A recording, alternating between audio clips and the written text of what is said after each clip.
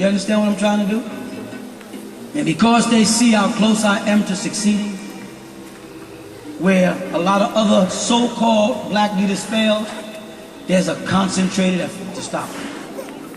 They'll do anything to stop us, especially now. Because where is our opposition? In other words, like it says, who can stand against us now? Who can? We went to a battle with demons in Putnam County.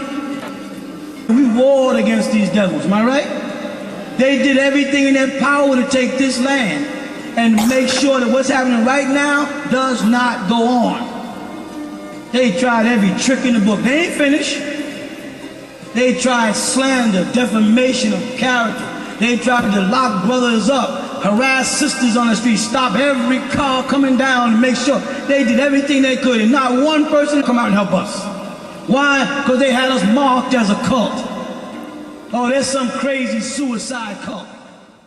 Reverend Dr. Malachi Z. York, author and scholar of over 408 books, and lecturer on various subjects, teacher of religion and culture in ancient civilizations of over 40 years. Raising the consciousness of his people, Dr. York's progressive solution for Nubians in America led to the success of living for and by each other through their culture and way of life. 3 major communities were born, developed from Brooklyn, New York, the Catskills Mountain, New York, and Eatonton, Georgia, thus the presence of Nuwaubians. With 476 acres of undeveloped land owned by the tribe, Nuwaubians stood in the way of a 20-year municipal plan of the Eatonton officials.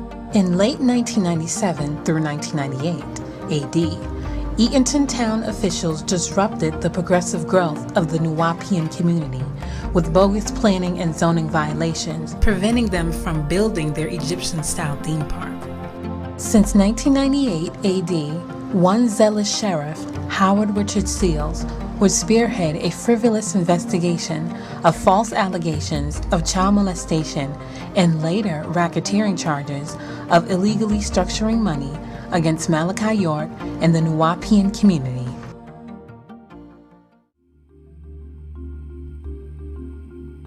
Malachi York's interest lies in uplifting Nubian people in the Western Hemisphere. He even went beyond the hearts and minds of touching Caucasians, Latinos, Asians, and American Indians. His charitable works extend to youth sponsorships and generous donations, civil rights supported issues and concerns, and under the Al-Mahdi Shrine Temple, his humanitarian efforts led to community services and hospital visits to the sick and needy all throughout the state of Georgia. York's mission consists of bringing all religions together under one roof. Students lived and practiced a full life of the 3 monotheistic religions, Islam, Judaism, and Christianity, in its pristine purity, becoming student teachers. Men would sell and propagate books and pamphlets as the women and children stayed in the community freely. Dr. Malachi Z. York is a writer, and a writer of truth, or I should say nonfiction. And he's just informing the world of so much that he knows. And not to isolate him to being just a writer, but however you put it in layman's terms, or for everyone to understand out there in the public, is he's a scholar. Doc was in the office most of the time. He's in the office most of the time because he's constantly working on books. I mean, he's written over 465 books. I mean, over that. You could go as far as 500 books. He's written every single one of them. And what I was able to all times to help with is he'll dictate and we'll type, and then we'll put, like, you know, grammatical corrections in and things like that. This is what he did day and night, all the time. Writing. All the time. In the car? In the car. We're in the car and he's like, he's dictating something. It was like, he's just like, I've got to get this information to the people. And that drive is what is actually the motivation, is why we've been fighting for 6 years, and we're not stopping, and we're not going to stop until he is free. It was a communal lifestyle. You know, all of us have a certain connection and love for each other because of what he set up, Dr. Malachi Z, what he set up for us in the community. You know, when we went to public schools, we all traveled together in groups. You know what I'm saying? Everybody knew not to mess with us as children. You know, you had men and women who watched us to make sure our hair, our nails, we were clean, clothes were pressed. You know what I'm saying? Make sure we ate right. Dr. York is is a giving person, because if you look at his record, what he did, it was always for the children, and that was our main goal out there, was about the children. That's why we really worked the way we did and tried to build the way we did, because everything was about the children. Malachi's vision is to raise the conscious level of Nubians worldwide. To achieve this, he always stayed firm in educating the youth through proper language and culture. The teachers that came to teach the children were from overseas. We had a teacher from Morocco, a teacher from Egypt, also a teacher from Mali, 2 teachers from Sudan, and a teacher from Israel. And these teachers were the best quality teachers. While the children learned on the weekends, the older children went to public school during the week. After they finished public school, they had to go and learn different languages, cultures. He always taught us to do right by ourselves, to do right by others, to be respectful. You know, he taught us the importance of exercising, the importance of language, you know, the importance of education, you know, the importance of growing up and having an interest. Instead of a want, always wanting something in life, to have an interest, to grow up, you know what I'm saying, and be productive as a person. The atmosphere was beautiful, you know, with the children and just running, you know, and the thing about the land is people will come on the land with their children, and like most places, you know, places you go to, if you go in a building or something, you know, the mothers holding their kids and everything, but on the land, it's like, you know, they just let them go. You know, the mothers go one way, the kids go the other way. But the atmosphere was like we watched each other. So everybody felt safe, children were safe, and it just land for them just to run, you know, and just, you know, to be themselves, you know. He had a loving interaction with any of the children. He was very involved with what we did with the children. Like when they got good grades, he'd want to see their report cards, and everybody would get to go to Captain D's and get a treat. That's the kind of things that he would do for them, and just different surprises and parties and events. He's the kind of person who wouldn't just look out for one person, he'd look out for everybody. If we had holes in our shoes, or we needed socks, or, you know, whatever the case may be, you know what I'm saying, he'll help out. You know, what size shoe you wear? Like, he did that to me one time. What size shoe you wear? I'm like, 9. No, I'm sorry, I wore 8 at the time. He said, okay, I got something for you tomorrow. Next thing you know, you have a brand new pair of sneakers or shoes. You know what I'm saying? That's the kind of person he is. When we had our holidays, like Children's Day, or, you know, what they call Halloween, we call it Prophets and Angels Day. You know what I'm saying? He made sure that everybody enjoyed themselves. His character, it was like a father. Every time he'd come into the office, he brings so much positive energy. When you're working with him, you feel like you can do anything. And he pushes you way beyond whatever your concept of what you do, what you can do, and you can do amazing things. Dr. Malachi Z can't be in there no more. You know, it's been far too long, and it's not fair for the dedication that he's done, that he has given to everyone. No man that I know of has given that much of his life, you know what I'm saying, for a group of people, anywhere. Not in my lifetime, not in this day and time, you know what I'm saying? They was taking out leaders back in the 60s before I was born.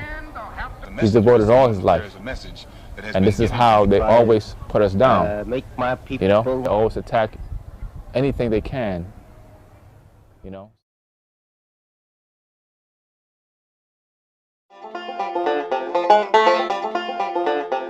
Putnam County, Eatonton, Georgia. Established December 12 in 1807.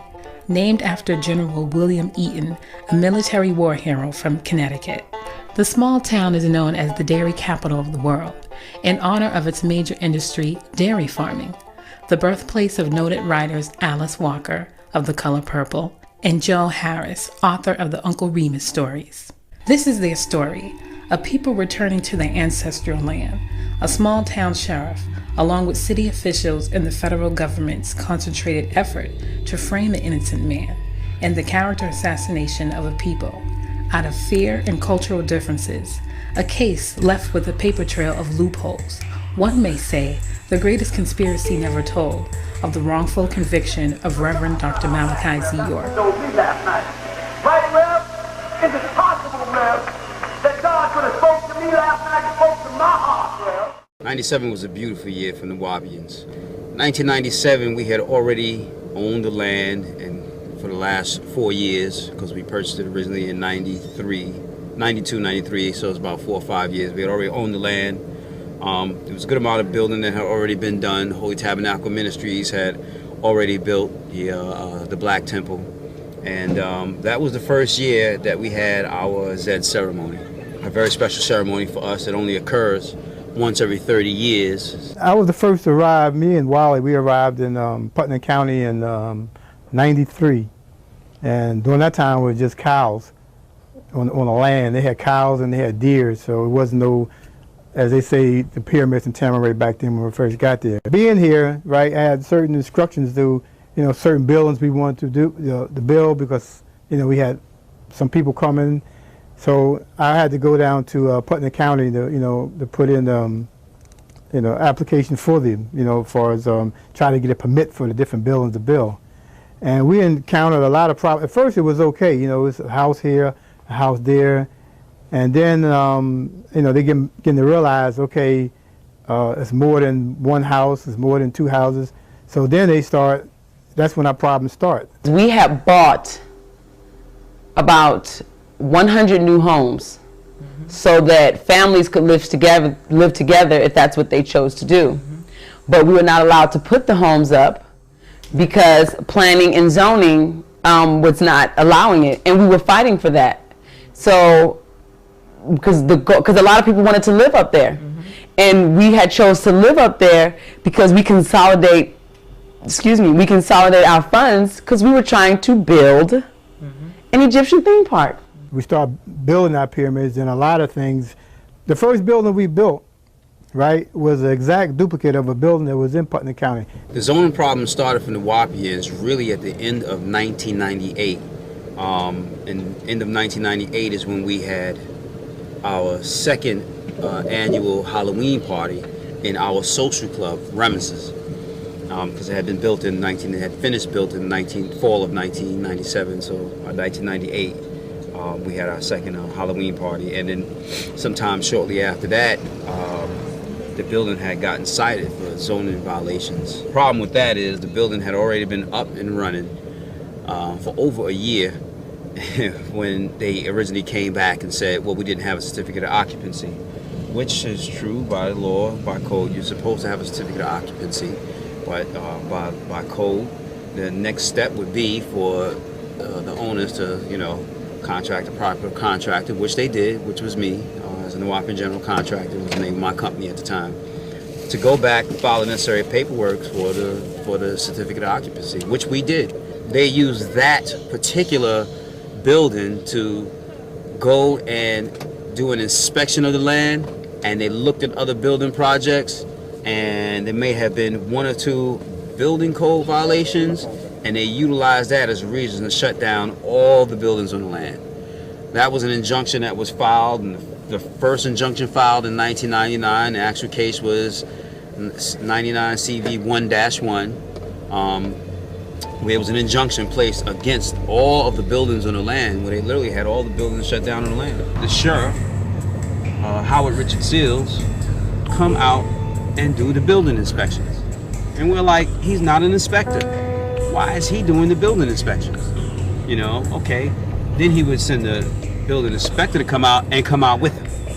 You don't know anything about building inspections. Why are you even here? I've never seen that before in my life, where a law enforcement official would take the time to stop and do building inspections. No, that was just their excuse and their reason to be able to come up on the land and for him to be able to look around and search the whole property. Well, legally, no sheriff has done that. Legally, that's not his job. But the fact that they wanted to go under the harassment thing, he's a sheriff, he's on the land, he's doing building inspector. You know what I mean? And that's not his job. That comes under the planning and zoning with your building inspector. They come and they inspect. All your cities have that. They have what they call, your planning, zoning, building inspector, or they have marshals that work for the planning and zoning. Oh, there was no doubt the sheriff was only there to seek information. His whole purpose and goal of coming was to see what he could see, what he could get into, and see what he could use against us. Like I said, he was only coming to find something he found illegal in any manner, any form or fashion whatsoever. That's all. That was his whole purpose. He didn't know the first thing about a building and zoning violation. He's a sheriff. What does he know about building codes? What New Orleans came to realize, Putnam County officials had made plans to expand their airport and upgrade State Highway 16, anticipating this to be the route of incoming tourists. This same highway that connects to Highway 142 runs directly in front of the New Orleans property on 404 Shadydale Road, which means tourists, before reaching the city of Eatonton, would have to first pass Tamaray, Egypt of the West. It was really all about the county officials working together with other members of government in order to get us off that land, because it was sat right on Highway 142, which is a main thoroughfare going towards Reynolds Plantation. And Reynolds Plantation was owned by Reynolds, who was a filthy rich man, who had ties to the government, and they just didn't want us as their little glitch in the system. That's when our problems start. Then they start holding us back. Well, we would go down there, okay, we want to get a permit for this. Well, you can't get a permit unless you do this. So we would go back and we would do that. We come back, then they changed their mind about it. And it was like a whole harassment thing as far as like for us building. It was always, we do whatever they say. When we come back, they change the rules. And that's the way they did it. We were grandfathered in. And grandfather means anything you were doing before that 97, then you would go under the old zoning law. And that was the problem right there, because they kept trying to shift us to 1997 laws and say, no, we're grandfathered in, just like everybody else in the county. The excessiveness of the actions done by Putnam County officials, and I will say it wasn't just the building inspector's office, the county commissioners in on it, the county attorney, and the husband of the county attorney, who pretended to be, even though it was against the law, the county attorney. All these particular actions were taken to shut us down, and this is why the landowners at the time, who was at the time not Dr. Malachi Z York, but it was 9 individuals who were the head of the church that was on the land, Holy Tabernacle Ministries, hired me and my company to go and sort out all the building and zoning violations. On June 11th of that year, I had to go into Superior County Court and argue as to why we should be allowed to proceed on with the building projects. And at the time, the county attorney was trying to have the lights turned off on the land. You know, their whole thing was, well, we want to turn off all the electricity, not just to the buildings that were under violation, but to the entire land, all of the developed land, which were houses, which were offices, which were, stuff that already existed way before we got there, I mean, there were mobile homes who were legal, permitted, and everything, and they wanted to shut those down also. So this is why you realize it wasn't just about us having to go and argue on behalf of the building and zoning violations. They were literally just trying to get rid of us, and were using the law to their advantage, or misusing the law to their advantage, just to try to do whatever they could to just get us out of the land altogether. On February 21st, 2001, Reverend York was exonerated of all building and zoning violations in Putnam County, stemming from 1998 by Sheriff Seals. Reverend York resided in Athens, Georgia at this time, and the 9 landowners held the deed of Tamaray. And New Orleans were thriving. 1 year and 3 months later, all was well. At least it appeared to be.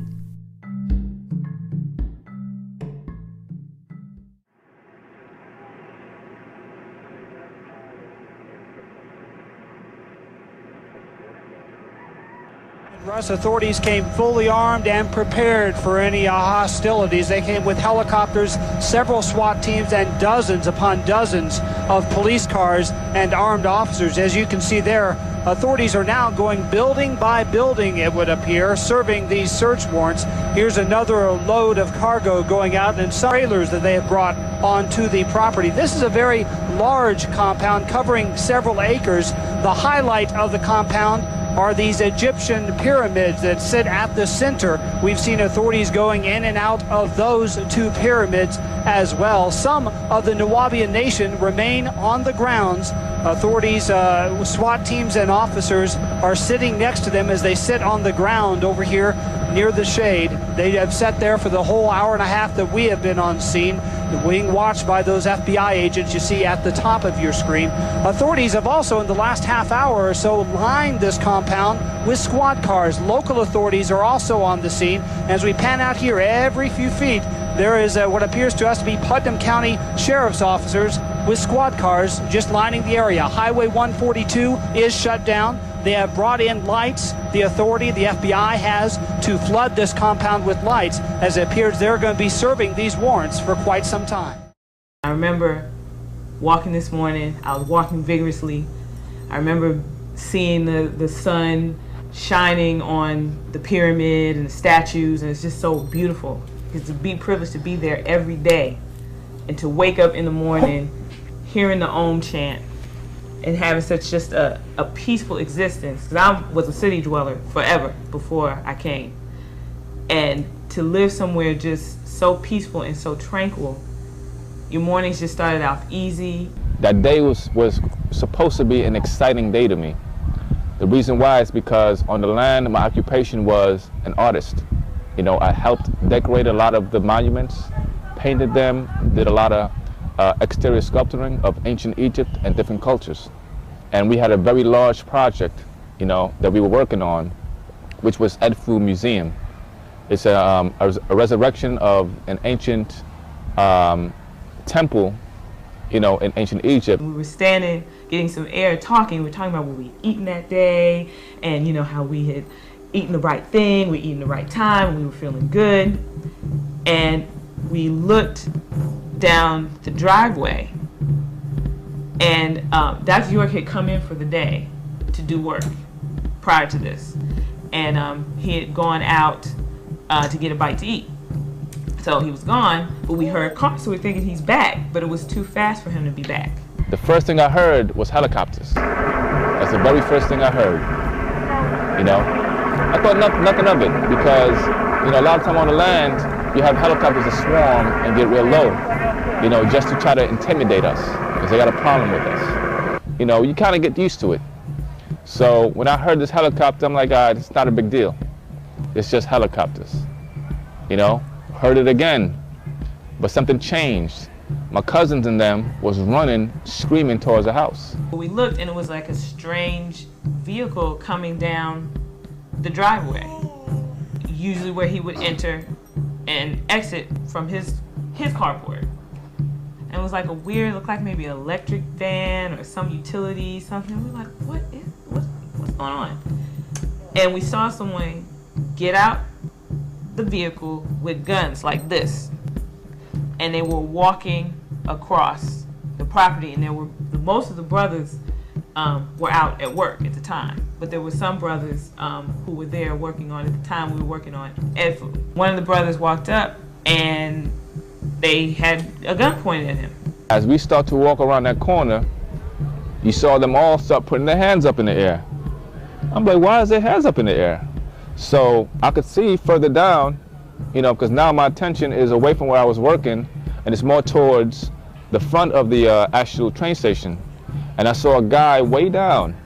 I remember his face, what he was wearing. He had a white shirt on, beige pants. He had a piece of paper in his hand and he had his gun pointing towards these brothers. We came, I came inside and I looked at everybody and I said, everybody calm down, we're under siege. I'm a pretty jovial person, so people are like, oh, what are you talking about, Robbie, you know, blah, blah. And it's like, no, really, they're men with guns and we are under siege. Please, everyone stay calm. You guys jump out, don't move, freeze. Freeze, don't move, FBI. I'm like, whoa. Put my hands up, and all I had in my hand was a paintbrush. You know, literally, one paintbrush in my hands. I was still upstairs, so people run to the windows, and they're just like, oh my gosh. I mean, men are in straight tactical uniform. I mean, gas mask, bulletproof everything, shields, guns. I mean, they are going to war. I mean, you would think that we were in another country. I mean, they came down on ropes from helicopters. I mean, most of the men weren't there because they had jobs. I called the office, and there was no one there at the time. While we were on the phone, then there was a raid on the land, and I didn't know what was happening because she said, emergency, I have to go. And she quickly hung up the phone. I hadn't yet known what had happened that day, but people had started calling me because also at Dr. Malachi Z. York's house in Athens, Georgia, it was being raided at the same time. The no-knock warrant issued by the federal had the name Dwight D. York as the resident of 404 Shadydale Road at the New Wapian property. The question is raised, if Malachi York, who the courts refer to as Dwight, is a resident, then why was the feds also raiding his living residence since 1998 at 155 Mansfield Court in Athens, Georgia, an hour and a half away? So I looked out there and I seen all these men in black, police officers in black, and they were just running, trying to circle the house, right? So I said, all right. I said they're gonna bust in, to myself. So when I went to the front door, right, I opened it, and they were like getting ready to bust the door down.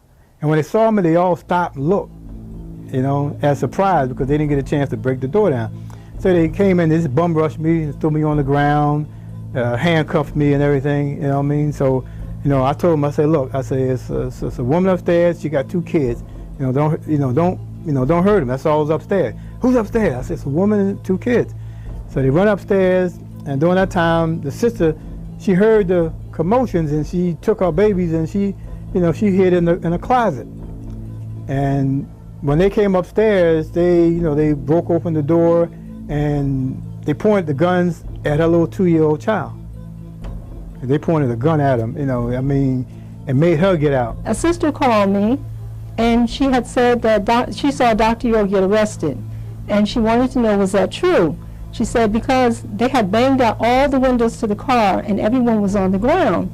And she wanted, to confirm that was him.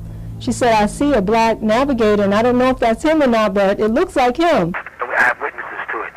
It began in the Baldwin County Mall, shopping mall in open daylight, with them knocking out the windows of a car with the butts of their guns, dragging 3 females as well as myself out on the floor into the glass in the streets. You follow?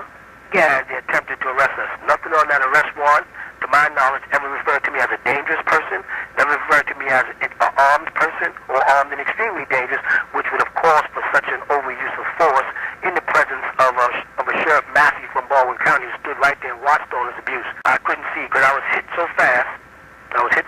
And hit to the ground so fast, and was kept in the guns poked at me from every direction. I wasn't allowed to look up, don't look up, don't look up, don't look up. But I did notice as I was being dragged out the car, I looked to my right, I did see Sheriff Massey from Baldwin County standing there. 2 guys come, they frisk me, take anything out of my pocket, and they snatch me up, pick me up off the ground, and took me to the other side towards where the barn was. You know what I'm saying? And just dropped me on the ground. And I could feel a gun to the back of my head. Felt like a shotgun or something very, that could kill me basically. You know what I'm saying? And they strapped me. I was like, what's going on? Shut up, don't effing say nothing. We were all afraid for our life. Literally, I had resolved in my mind, wow, I'm gonna die today. Today, I'm gonna die. It was very clear, because they have no reason to come on this property and do this to us. So while people are running, sister said, someone did say to pray, and then we just started praying, so at least we die in God's favor, if anything. And while all this is going on, it's all happening simultaneously, because you have houses with children, babies, infants, all the way up to teenage boys and teenage girls who are also, this is happening to them at the same time this is happening to us in the office. You hear a bang at the door and a big explosion type sound at the basement. They blew out the window. The office is kind of like a square. Like, I'm gonna just say it meets at this corner, like, meets at a corner like this. And there's a window right here, front door. You hear a boom, an explosion, glass shatter, and women just screaming. And so we're just praying, and they're like, lay down, lay down. We're all laying down on the floor. One of the sisters, she has asthma attack. She was trying to breathe. Man comes up the steps. It's a spiral steps to get to the second floor. He comes and he points the gun directly in her face. So she really is about to just, because it's like, okay, this is it, I'm gonna die. So he allowed her to get her inhaler. Another guy comes in, and they're really embarrassed. I mean, they're sweating, it's hot, they came to kill. They brought in over 200 agents. I'm talking, they flew them in from California, Washington, D.C., other cities, other counties, Atlanta. I mean, they made this a big effort. But what a lot of people don't know was the raid was planned for 3 a.m. 3 a.m. in the morning, while everybody was asleep. That's when they had planned the raid.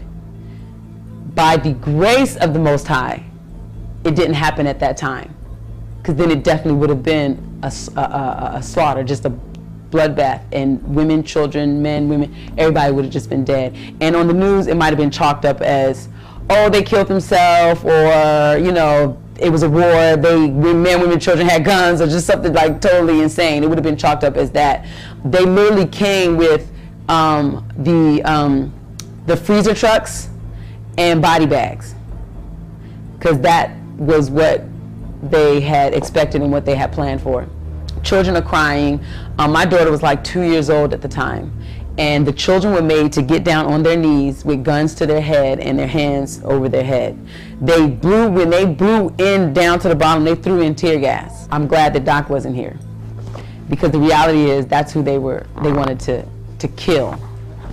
Not even, it wasn't about an arrest. They were hoping he was there so that there would be some confrontation and they could take him out. And that's my personal feelings on that. For a raid that you plan for 3 o'clock a.m. in the morning, and you come in someone's house at 3 o'clock a.m. in the morning, they're going to want to defend themselves and defend their family. So that's what they expected, and it didn't happen that way. Painful day. It's a painful day.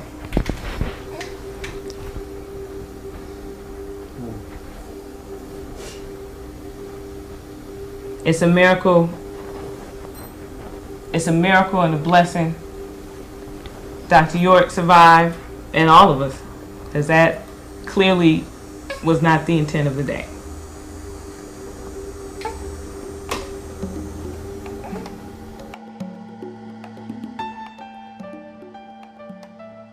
Thursday morning, May 9th, an arraignment hearing took place in Macon, Georgia, before Magistrate Court Judge Hicks.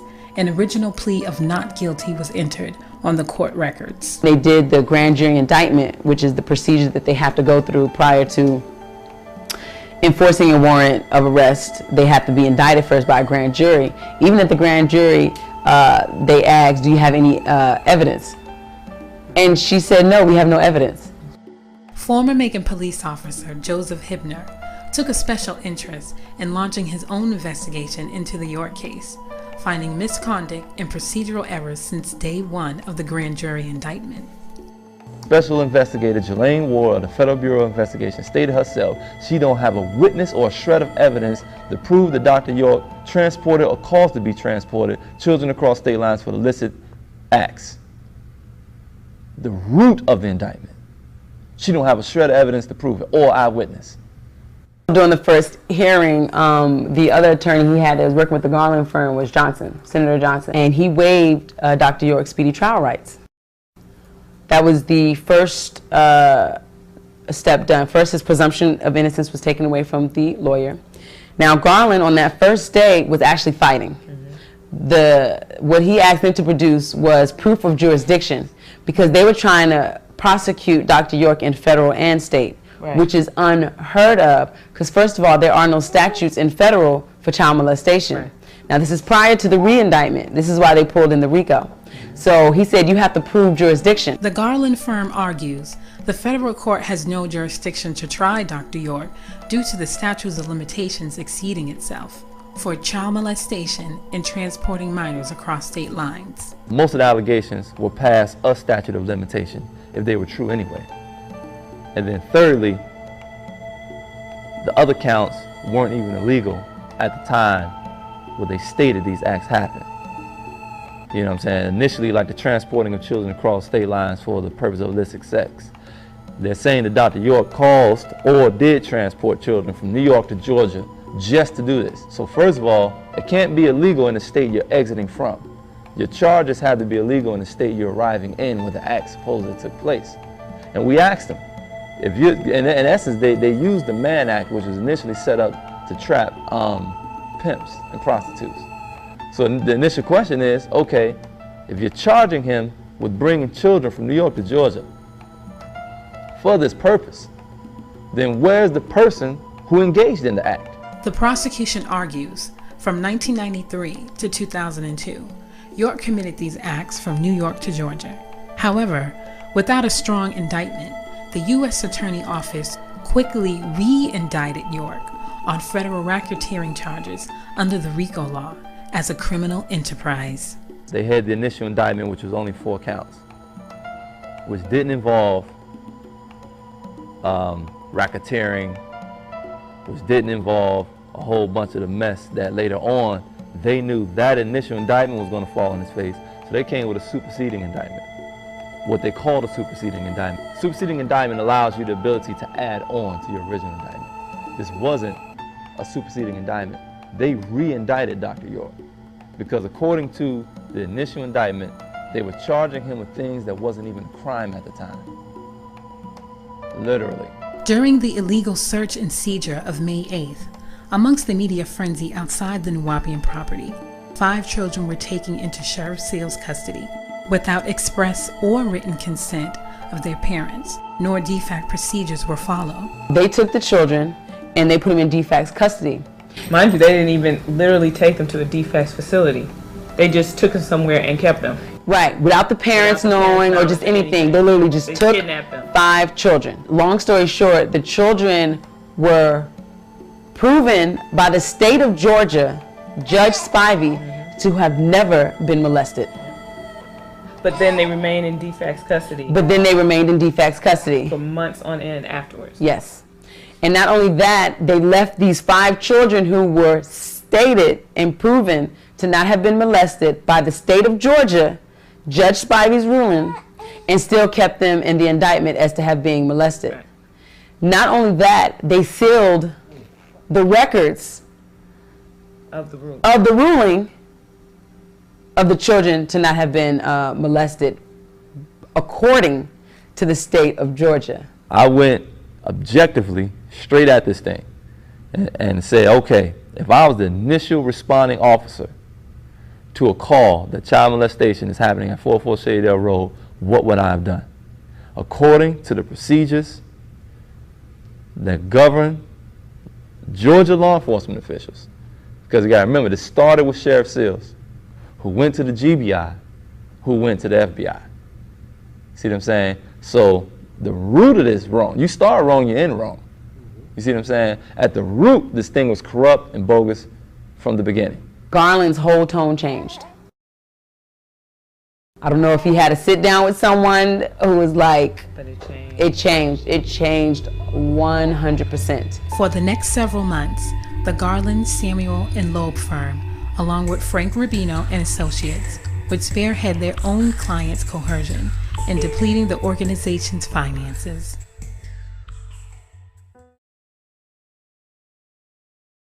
Lawyers are ignoring people and not responding. Garland and them never showed up there except once to visit when they want to talk about money. You found that? Yeah. Never to really go over the case. They sent some young kid up there called Charles who would come up there and talk about history and nothing about the case. You follow? And that's from Garland's firm. That was from the Garland and Loeb firm. I didn't want to work with the Garland firm, and I didn't trust them, and I knew they was working with Seals. Meanwhile, the judge the other day in court, Judge Ashley Royal, made a statement that he thinks the letters that I put in to start the proceedings filing against this firm, the Garland Law Firm, for ineffective counsel, assistance to counsel.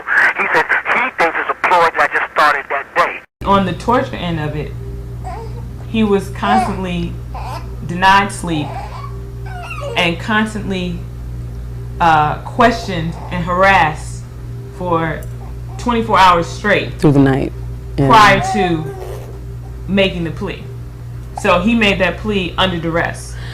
Even in the beginning, the plea, Garland came to him because I don't know if a lot of people know, but the Garland firm is known for plea deals. Plea agreement.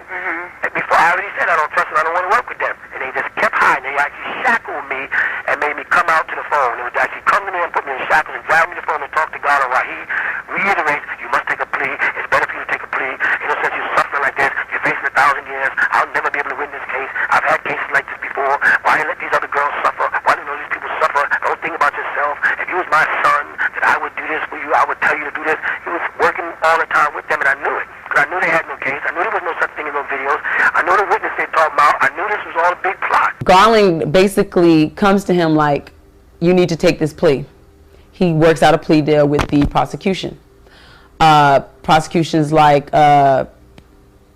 "We'll let all the other people go if he takes this plea." Doc Stark's like, "No, we'll just fight it. We can fight it. We can win it. We can win it." And he didn't want to fight this case because he was made a deal with them. Took over $1.5 million, as I'm told by my sister, in cash money from our tribe, and just flaunted it and didn't even use it. Never intended on having a trial, but intended to put their bogus plea. But they knew I wasn't going to take a plea, so they had to torture me into taking a plea. Kathy Johnson, Khadijah Merritt, Chandra Lumpkin, and Astaire Cole was originally on the indictment as victims, stating nothing ever happened. Once they agreed not to become co-conspirators against York, they became co-defendants along with him. Now you have to think, these are mothers that were taken away from their children. Chandra Lumpkin's daughter was still breastfeeding. She not even a year old, a baby, and put in jail. Khadijah Merritt, son, about 3 years old. Yeah, you know, or Kathy Johnson, who suffers. She has a hereditary illness where, you know, she needs medical help, not to be sitting in a jail cell. I was told that they were being treated the same way I'm treated. That means I was sleeping on a concrete floor with real poor bad food, wasn't getting my medication, watching rats and roach bugs and stuff, in the midst of very dangerous criminals. Know that Kathy suffering from MS, which is a very, very dangerous disease. I said, they're not giving me my medicine. Hers is brain deteriorating. She'll be crippled for life. They used that, not to mention starvation, sleep degradation, where they kept waking me up, no allowed to telephone calls, interfere with my mail, you know, definitely a poor diet, a whole bunch of things, and just outright vulgar and physical abuse. The last straw was when Rochelle York came with the attorneys, and the attorney said, "Okay, look, final, this is the deal. They'll let everybody go. You'll be able to speak to your people one more time, and you have to tell them that everything that you've taught for 30 years was a lie. Take the deal." They kept battling that. This is why it took a week. It was like, no, forget it. Dr. York is just like, they're all in jail because somebody is angry at me. And so, what choice did he have? Their lives were pendulent upon him agreeing to a guilty plea. It was a setup. It was a setup from the door. So once the government didn't take the plea, they didn't take the plea because during the plea deal, which is in the transcripts, the judge involved himself in it, like gave an idea which would be a better amount of time to give Dr. York. And that's biasness. And that's when Lawson took himself off of the case, because he showed complete biasness by involving himself, giving his opinion on Dr. York.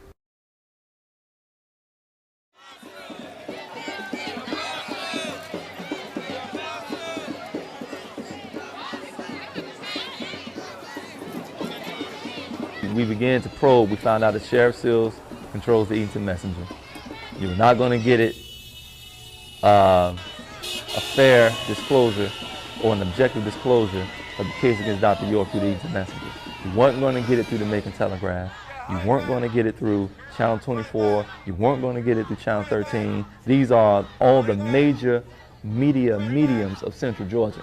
You weren't going to get it out of them because of either Sheriff Seals or the rest of the good old boy circus influence over these networks or newspapers or radio stations or what have you.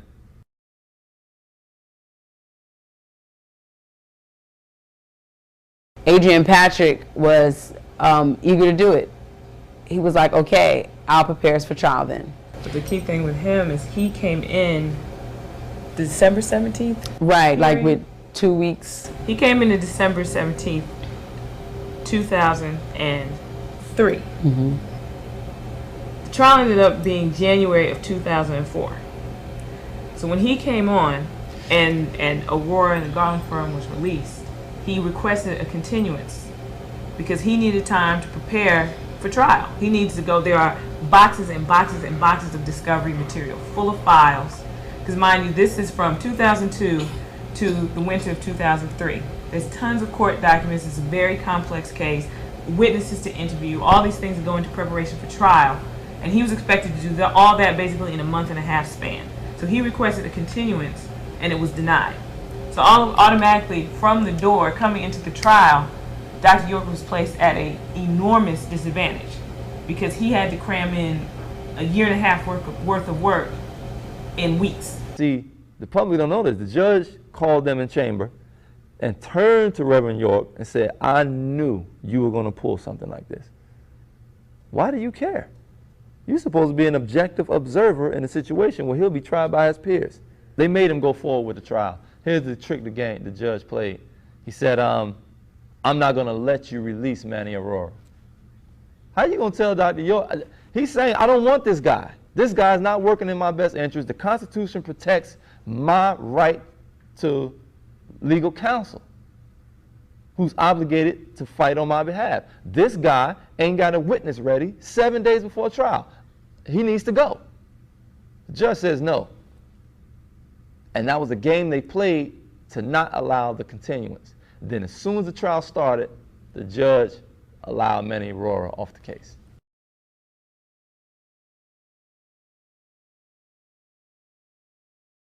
Witnesses who came forward to testify regarding the conspiracy involving Jake York, people who were on the trip to South Beach where the whole plot was formulated, people who lived in the house with Jake, who were a party to all these plans, weren't even allowed to testify because they knew if they testified, they're not even going to allow the conspiracy in because that's the key to the whole case. That blows the case wide open. That's something the media doesn't want anybody to know, the judges and the prosecution doesn't want anybody to know. That would have been blown wide open. They're not allowed to testify.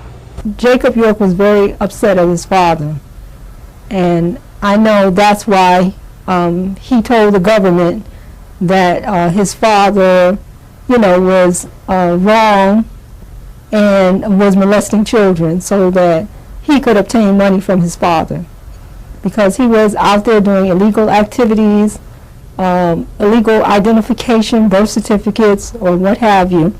Also, he was a record producer, not a very good one because he's always having problems with his artists, but yet and still, he was upset with his father, which didn't make any sense. Unfortunately, his mother had passed, peace be with her, but he shouldn't have been mad at his father, Dr. Malachi Z. York, because he had nothing to do with it. The testimonies of the alleged victims was ridiculous. The lack of evidence. 8 out of 13 alleged victims in the indictment testified that nothing happened to them. 6 of the 7 who were said to have been molested currently during the time of the arrest of Dr. York testified for Dr. York. 5 of them were proven by state agencies and judge order to have been completely not abused in no way, shape, or form, physically, mentally, sexually. They testified on behalf of Dr. York. The lead prosecution witness recanted her story. What more did the world need to see that this man has been completely railroaded? One of them is my sister, as a matter of fact. You know what I'm saying? Safat LaRoche. She made these accusations as well. what I'm saying, against Dr. Malachi Z. York. Not only did I testify against her accusation, but also her mother testified against her accusations, you know. And I spoke with her best friend at the time, who told me that she felt bad about saying these things. But later, you know, like I said, she's the type of person who is easily influenced. I mean, it was so bad when we're sitting and we were watching the trial was closed to the public. It was only, in terms of sitting in the actual gallery of the court, you could only watch from closed circuit television. We sat up there and saw. So he had no support. Yeah, he had no support. And you see government witness after witness. These people couldn't even keep their story straight. I mean, they were clearly lying, clearly making up, can't remember the locations, dates, places. I mean, they couldn't even remember statements they had made to the FBI about this whole case. They were clearly lying. I mean, to sit there and watch it, that's why they wanted the courtroom closed. They don't want people to see the nonsense and the ridiculousness that they put up. It was a kangaroo court. The people were clearly lying. They couldn't keep things straight. I mean, it was really ridiculous to watch. Salha Eddington, who is my cousin, you know what I'm saying, was, after being abducted by defects, was taken into the custody of her father, you know, who also testified against Malachi York, who influenced her to testify against Malachi York, because before that she used to communicate with me a lot. She used to call me at my house, and she used to let me know what was going on in there and how they treated her. You know what I'm saying? And then one day, I got a call thinking it was her, and it was the father on the line, and he said, "You can't talk to her anymore." And that was the last time I spoke to her. At that time, the next time I saw her was in Brunswick, Georgia, when she testified against Malachi York. You know, so they got to her eventually. So this whole thing was plotted and coerced by people who were disgruntled, and they were tools used. So it's so many instances of where you saw the judicial bias from Judge Royal constantly blocking Attorney Patrick. Everything he puts up is denied, overruled. I mean, it was clearly, he's pointing out evidence that the prosecution needs to mention in the case. Why didn't you mention this? How can a judge sit there and coach the prosecution from the bench? And these are things that were happening throughout the trial that people don't know about, because subsequently the transcripts were sealed. So people couldn't even find out what actually happened. After the prosecution has maybe a week and a half of putting up witnesses, the judge rushes Attorney Patrick's witnesses, saying that they're repetitive and we don't have time, after it's been a week and a half of the prosecution witnesses. But now, oh no, we don't have time. Too many of your witnesses are repetitive. So he showed a clear biasness against Dr. York. But despite that, Attorney Patrick still put on witness after witness of people who could attest to Dr. York's character, who could attest that none of this happened. All these so-called alleged victims who got up there and said, this did not happen to me. We even had Issa Johnson, who's supposedly supposed to testify on behalf of the prosecution, get up there and say nothing happened. So all these people who are in the indictment are saying nothing happened. How are they getting guilty counts, getting guilty on counts pertaining to people who were there who said nothing happened? They said it didn't happen. So why are you getting a guilty verdict on people who said this didn't happen to me? I went to the trial and I seen it. They never produced any evidence. Don't believe me? Check it out. You will find out there isn't a shred of physical evidence against Dr. Malachi Z. York to this day.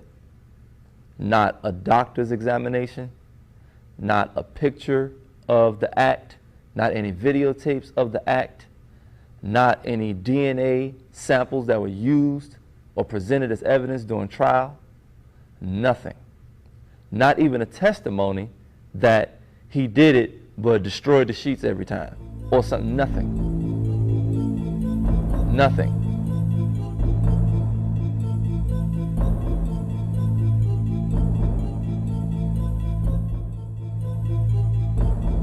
Judge C. Ashley Royal stood up, recharged the jury,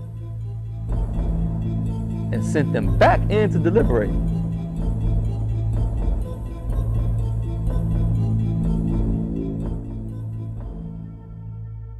So this jury was never presented any sound evidence that proved that Dr. Malachi Z York was a criminal, and that the Nuwaubian organization is a corrupt organization dubbed a criminal enterprise that warranted the RICO charge. Miraculously, because of the help of people who did research, who worked on the case, Attorney Patrick still won the case. He won the trial in terms of presenting the facts of the case. It got pulled off because of the work of members of the organization, people who have been researching, who pulled it off. But to be placed in that position legally, he was automatically placed at a disadvantage that wasn't fair to Dr. York. A young lady named Habiba Washington, who has a child with Dr. Malachi Z York. She became the star witness to corroborate all of the lies in this bogus indictment against Dr. York. Everybody started venting in the car about different things that we didn't like. It had nothing to do with child molestation, had nothing to do with any criminal acts. It was just different things that, you know, normal things that you don't like about growing up, or, you know, we might have had an argument with Malachi here and there, and we brought up the situation. Jacob kind of fed off of that anger, and he convinced all of us that we should take that anger and we should go to the government with a story about his father. And I implore everybody to go to he'sinnocent.com and look at the indictment, look at Habiba's involvement, things like that. And then the bombshell happens where the most powerful weapon the prosecution had recants her statement. In terms of money structuring, which is one of the main counts against York, Habiba Washington testified repetitively. She was never given any instructions to structure money as the chief financer from York or anyone in the Nuwaubian community.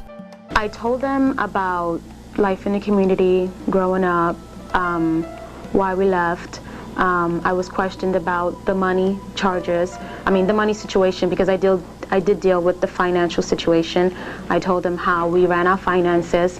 I ran off, different people that I knew that was there, different people that I knew that had left, and why they left. Several times, she diligently and adamantly wanted to state to the world that everything I said during the trial against Dr. Malachi Z York was a lie. The whole trial against Malachi was it was on personal anger reasons. We all had our own issues, why we were angry with him. And Jacob told us that we can come up with a story, we could eventually file for a class action lawsuit, we can all sue him for millions of dollars and get money from it. We can even go to making movies, we can even go to making books and stuff like that. So everybody fed off of that idea. She laid out the conspiracy from beginning to end. How it was conceived by the son of Dr. York, known as Jacob York, or Yaqub Abdullah Muhammad by some who grew up with him. But to the layman, as Jacob York, the big guy in entertainment in Atlanta right now.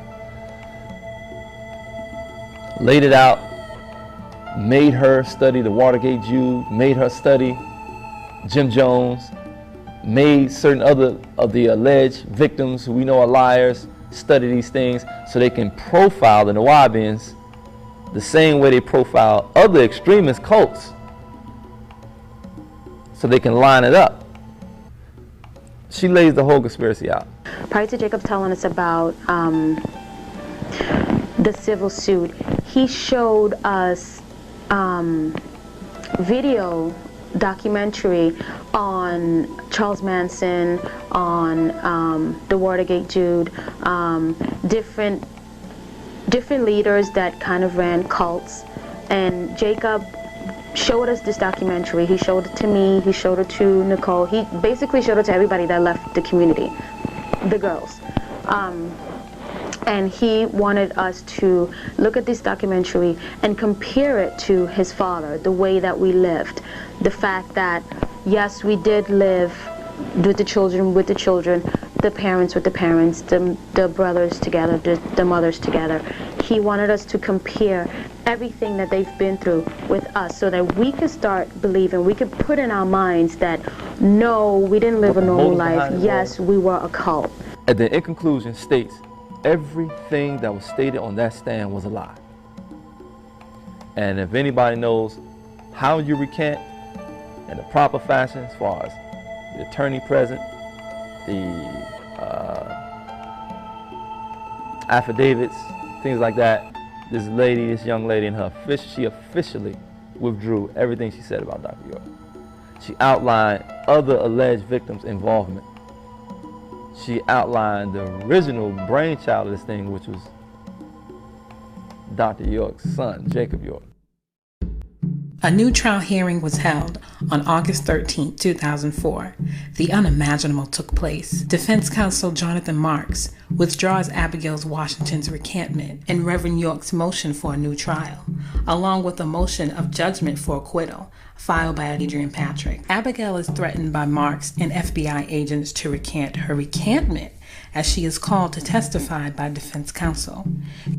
York is amazed as she recants crying on the stand. Reverend York files a motion to withdraw Jonathan Marks as an attorney due to ineffective assistance of counsel. The 476-acre property was sold for $1.1 million to a local Milledgeville developer, who later resold the property as stated by the Sheriff's Department for restitution that none of the alleged victims received.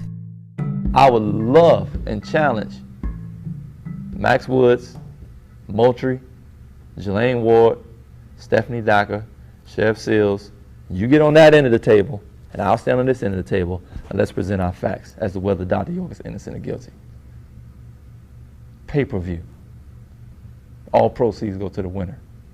Anything I've been through since then was worth the time I spent on the land and the time we're going to spend together again with Dr. York when the community comes back together. It's nothing like it in the world. For Nubian people, there's no place like Tamaray in the world. There's no organization like this in the world.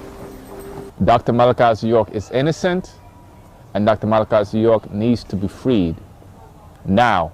That's what I have to say. You know, and for the world, and for those who's watching,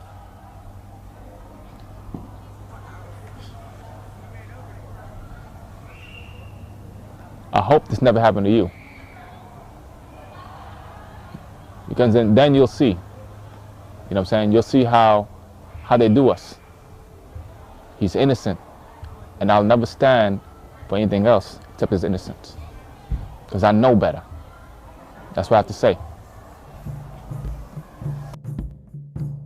In the face of adversity and scrutiny, Dr. Reverend Malachi Z and the Nubian community continues to carry on in the fight to proclaim his innocence. Many so-called experts believe that their way of life would dwindle, erasing its culture away as just some fad. However, the Nubian community continues with public functions, fundraisers, and local community works. Reverend York is everything but a serial pedophile, which is still yet to be fairly contested in a court of law or public opinion. Disputing his character may be easy for some, but to dispute his efforts is inevitable. Raising the conscious level of people of color in the Western world and abroad to a new way of thinking is inevitable in a span of 40 years. Doing for self and kind, living for and by one another creates an inferiority complex amongst the majority rule in the Western world. The adversities against liberation may slow down the group, but it will never stop change, that which is constant in the name of freedom. In 1999, Malachi York denounced his American citizenship and became a full nationalized Liberian citizen, enjoying all its rights and benefits. Since his arrest in 2002, the United States government has ignored his request to return to Liberia.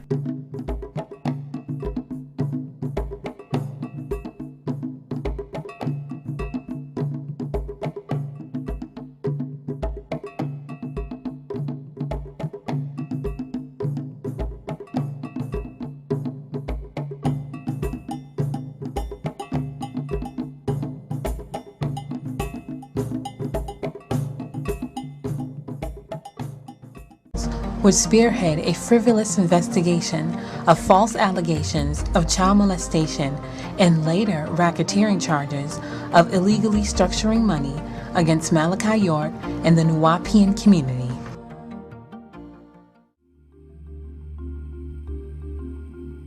Malachi York's interest lies in uplifting Nubian people in the Western Hemisphere. He even went beyond the hearts and minds of touching Caucasians, Latinos, Asians, and American Indians. His charitable works extend to youth sponsorships and generous donations, civil rights supported issues and concerns, and under the Al-Mahdi Shrine Temple, his humanitarian efforts led to community services and hospital visits to the sick and needy all throughout the state of Georgia. York's mission consists of bringing all religions together under one roof. Students lived and practiced a full life of the three monotheistic religions, Islam, Judaism, and Christianity, in its pristine purity, becoming student teachers. Men would sell and propagate books and pamphlets as the women and children stayed in the community freely. Dr. Malachi Z York is a writer, and a writer of truth, or I should say nonfiction. And he's just informing the world of so much that he knows. And not to isolate him to being just a writer, but however you put it in layman's terms, or for everyone to understand out there in the public, is he's a scholar. Doc was in the office most of the time. He's in the office most of the time because he's constantly working on books. I mean, he's written over 465 books. I mean, over that. You could go as far as 500 books. He's written every single one of them. And what I was able to all times to help with is he'll dictate and we'll type, and then we'll put, like, you know, grammatical corrections in and things like that. This is what he did day and night, all the time. Writing, all the time. In the car? In the car. We're in the car and he's like, he's dictating something. It was like, he's just like, I've got to get this information to the people. And that drive is what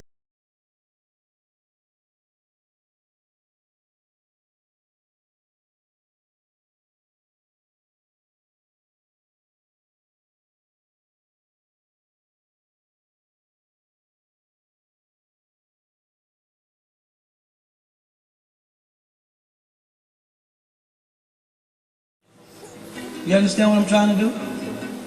And because they see how close I am to succeeding, where a lot of other so-called black leaders failed, there's a concentrated effort to stop them.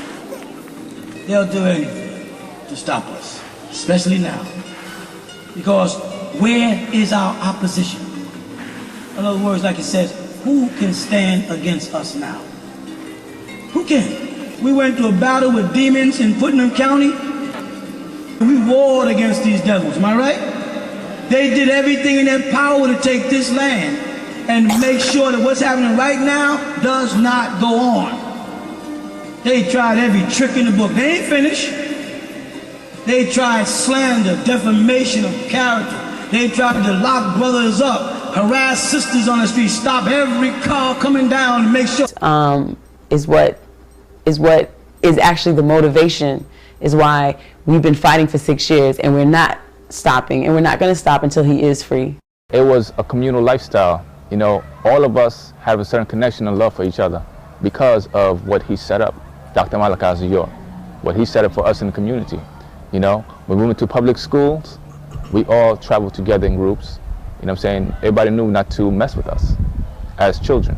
You know, you had men and women who watched us to make sure our hair, our nails, we were clean, clothes were pressed, you know what I'm saying, make sure we ate right. Dr. York is is a giving person, because if you look at his record, what he did, it was always for the children. And that was our main goal out there, was about the children. That's why we really worked the way we did and tried to build the way we did, because everything was about the children. Malachi's vision is to raise the conscious level of Nubians worldwide. To achieve this, he always stayed firm in educating the youth through proper language and culture. The teachers that came to teach the children were from overseas. We had a teacher from Morocco, a teacher from Egypt, also a teacher from Mali, 2 teachers from Sudan. They did everything they could, and not one person come out and help us. Why? Because they had us marked as a cult. Oh, there's some crazy suicide cult. Reverend Dr. Malachi Z. York, author and scholar of over 408 books, and lecturer on various subjects, teacher of religion and culture in ancient civilizations of over 40 years. Raising the consciousness of his people, Dr. York's progressive solution for Nubians in America led to the success of living for and by each other through their culture and way of life. 3 major communities were born, developed from Brooklyn, New York, the Catskills Mountain, New York, and Eatonton, Georgia, thus the presence of Nuwapians. With 476 acres of undeveloped land owned by the tribe, Nuwapians stood in the way of a 20-year municipal plan of the Eatonton officials. In late 1997 through 1998 AD, Eatonton town officials disrupted the progressive growth of the Nuwapian community with bogus planning and zoning violations, preventing them from building their Egyptian-style theme park. Since 1998 AD, one zealous sheriff, Howard Richard Seal,